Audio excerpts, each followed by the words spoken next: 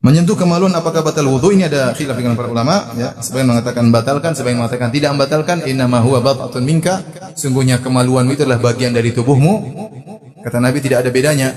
Apakah menyentuh kemaluan membatalkan wudu? Ada dua pendapat ulama.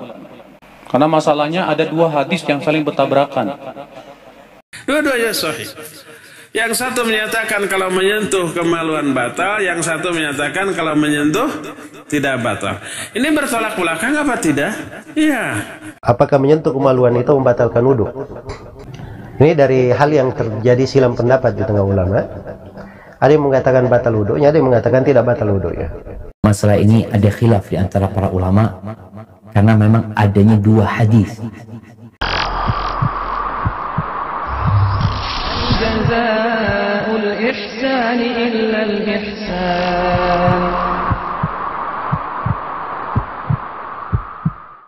Menyentuh kemaluan apakah batal wudu? Ini ada khilaf dengan para ulama, ya. Sebagian mengatakan batalkan, sebagian mengatakan tidak membatalkan. Innama huwa bad'atun minka. Sungguhnya kemaluanmu itu adalah bagian dari tubuhmu. Kata Nabi tidak ada bedanya. Kau menyentuh pahamu, menyentuh kepalamu, menyentuh kemaluanmu, toh dia adalah bagian dari tubuhmu. Kalau kau menyentuh kemaluan orang itu baru masalah. Tapi kalau kau menyentuh kemaluanmu sendiri, maka itulah bagian dari tubuhmu, maka nggak ada bedanya menyentuh yang lain. Sebagian hadis, ada hadis yang mengatakan barang siapa yang tangannya megang kemaluannya, maka hendaknya dia berwudu. Maka Syekh Utsaimin rahimahullah menjamakkan kedua hadis ini dengan mengatakan kalau kita menyentuh dengan syahwat, maka itu yang membatalkan wudu. Karena kalau kita menyentuh kemaluan dengan syahwat, meskipun kita sendiri, maka tidak seperti menyentuh kepala kita. Paham?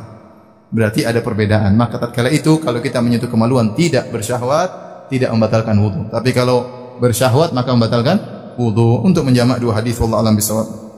Apakah menyentuh kemaluan membatalkan wudu? Ada dua pendapat ulama. Karena masalahnya ada dua hadis yang saling bertabrakan. Hadis yang pertama, Nabi ditanya oleh seorang sahabat, "Wahai Rasulullah, ya aku setelah wudu menyentuh kemaluanku." Kata Rasulullah, "Ia hanyalah bagian dari tubuhmu." Dalam hadis yang lain, Nabi menyuruh, "Man massa dzakarahu falyatawaddo." Siapa yang memegang kemaluannya, hendaklah dia berwudu. Sehingga terjadi dua sikap dalam menyikapi hadis ini. Sikap yang pertama yaitu menjamak, mengkompromikan dua hadis. Sikap yang kedua itu mentarjih dua hadis. Mereka yang mengkompromikan terjadi ikhtilaf. Bagaimana cara mengkompromikan apa? Dua hadis ini. Sebagian mengatakan mengkompromikannya maksudnya kalau memegangnya dengan syahwat batal. Adapun kalau memegangnya tanpa syahwat tidak batal. Sebagian mengatakan maksudnya kalau memegang kemaluan disunnahkan berwudu, kalau tidak berwudu pun nggak apa-apa. Dan itu yang dirojikan oleh Syekhul Islam Ibnu Taimiyah, dan itu yang saya condong kepadanya. Ya, Allahu a'lam. Hadis, salah satu hadis menyatakan man massa dzakarahu falyatawaddo. Siapa orang yang menyentuh zakarnya, kemaluannya, hendaklah dia berwudu. Dan hadis ini sahih. Kedua, hadis lain dari Ibnu Abbas radhiyallahu anhu ketika ditanya, apakah wudu batal karena menyentuh kemaluan, dia bilang la innama huwa bid'atun minka. Enggak, karena zakar kamu, kemaluan kamu itu termasuk bagian dari diri kamu, tidak batal. Ini juga hadisnya sahih. Kita pernah bahas itu dalam kitab Bulughul Maram, tapi bab yang membatalkan wudu, bab nawaqidul wudu. Pernah kita bahas dua-duanya. Dua-duanya sahih.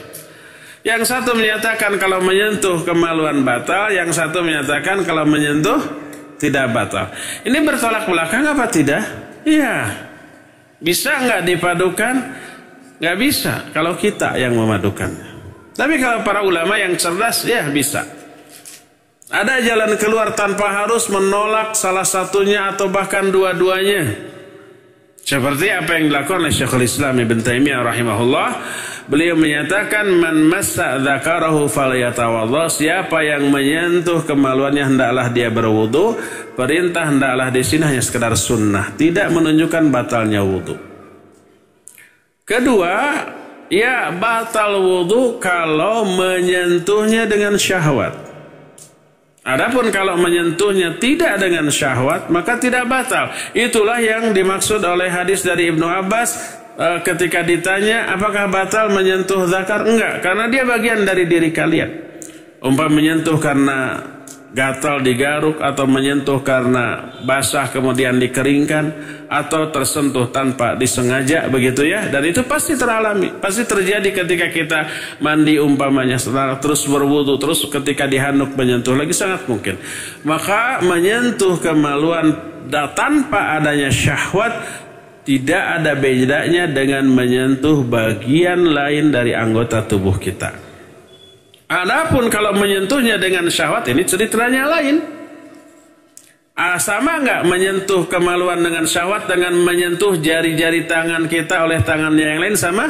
Nggak mungkin menyentuh jari-jari dengan syahwat, tidak mungkin. Tapi kalau dengan kemaluan, ya amat sangat mungkin, baik laki ataupun perempuan.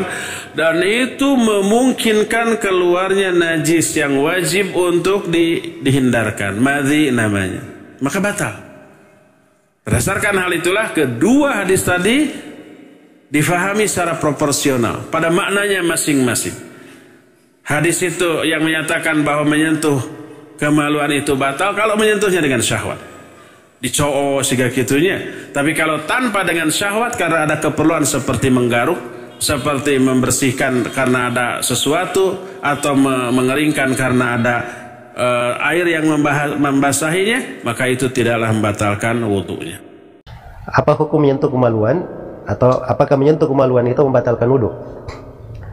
Ya, ini dari hal yang terjadi silang pendapat di tengah ulama. Ada yang mengatakan batal wudunya, ada yang mengatakan tidak batal wudunya. Tapi pendapat yang lebih kuat bahwa menyentuh kemaluan itu tidak membatalkan wudu, hanya disunnahkan berwudu. Disunnahkan berwudu. Ini pendapat yang paling pertengahan untuk mengkompromikan antara dua hadits yang ada di dalam masalah ini. Ustaz, bagaimana dengan memegang kemaluan? Apakah hal itu membatalkan wudu, Ustaz? Masalah memegang kemaluan ini, apakah membatalkan wudhu atau tidak, masalah ini ada khilaf di antara para ulama, karena memang adanya dua hadis. Hadis yang pertama disebutkan di situ bahwasanya membatalkan wudhu. Di hadis yang lainnya Nabi menyebutkan alaihi salatu wassalam, itu adalah bagian dari tubuhmu gitu. Jadi wallahu a'lam bishawab, ana lihat yang lebih berhati-hati memang berwudhu habis menyentuh kemaluan, yang lebih berhati-hati. Walaupun pendapat yang mengatakan tidak membatalkan wudhu karena itu termasuk ya innama mudghatun minka hal huwa illa mudghatun minka, kata Nabi SAW, itu kan bagian dari tubuhmu gitu loh. Sehingga mereka berpendapat dengan hadis ini bahwasanya tidak membatalkan wudhu. Namun yang lebih berhati-hati, yang menyentuh kemaluannya, lebih baik dia berwudu untuk keluar dari khilaf para ulama. Hadza wallahu a'lam bissawab. Nah.